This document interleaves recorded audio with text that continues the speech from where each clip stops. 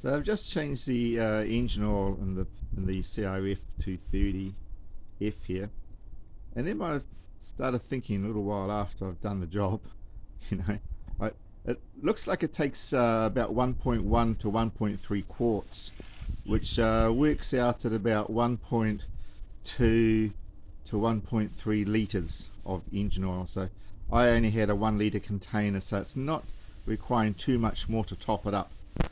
But since I've done it, I've had another thought that seeming the mesh filter was a little dirty. I think I might take the clutch cover off here, this side of the crankcase cover, take that off and actually clean out the centrifugal filter. So just in this region here, you might remember off my other engine, just behind here is your centrifugal or centrifugal filter. So that's a sort of a housing that spins around, that's driven off the crankshaft, and when you take 3 screws out of the cover, in the back inside of there, it can get quite filled up with gunk, you know. And I'm just thinking, I don't know anything really about the history of this bike. This is all new to me. All I can tell is that it hasn't been really looked after. It's been thrashed a bit, I think. The colour of the oil I took out was pretty nasty, and I took out about well, over 2 litres over 2 litres of oil. So I believe it was really overfilled, and that can tend to get past the rings there and give you a bit of smoke. Now it wasn't smoking too bad, but there was a bit of smoke coming out. I didn't give it a chance to really warm up, but thinking about it now, it's good that I did shut it down, I think, because, you know, it's not really good to have an engine overfilled. So it looks to me like they just sort of kept adding oil in. Maybe they didn't read the dipstick properly well. Maybe they filled it with it on a stand. When you're on a stand, it's best really to level the bike off when you're dipping the oil. You get a far more accurate reading, as you guys know. So that's what I'm going to do. I'm going to actually take that oil back out again. I'll probably just pour it through a stocking or something, just to make sure it's still nice. I haven't actually started the engine or turned the engine over, so the oil should be quite nice still. Don't really want to throw that litre away. And take the cover off here, open up the centrifugal filter, clean that out nicely. Don't know what that's going to be like inside. It might not be too bad. It's one of those things you don't know until you actually do it. And I thought, well, I might whack some new plates in as well. So I got some new clutch plates there for this engine that I haven't used yet. So I thought maybe while I'm in there I can do that, and it makes the job just a little bit more worthwhile getting in there. This is an interesting thing. These the actual dipstick here is plastic. It's a plastic top, but it's got a metal rod for the stick itself is metal.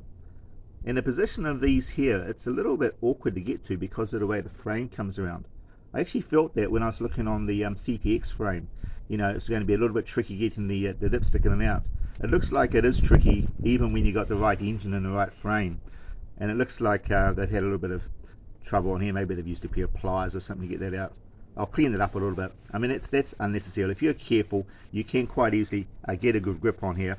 I think maybe that actually over tightened it. It doesn't need to be that tight really. It's got a nice O-ring in there, and just nip it up. It's enough to hold it in there. It's never going to fall out. So I just do little things like that when I'm in here.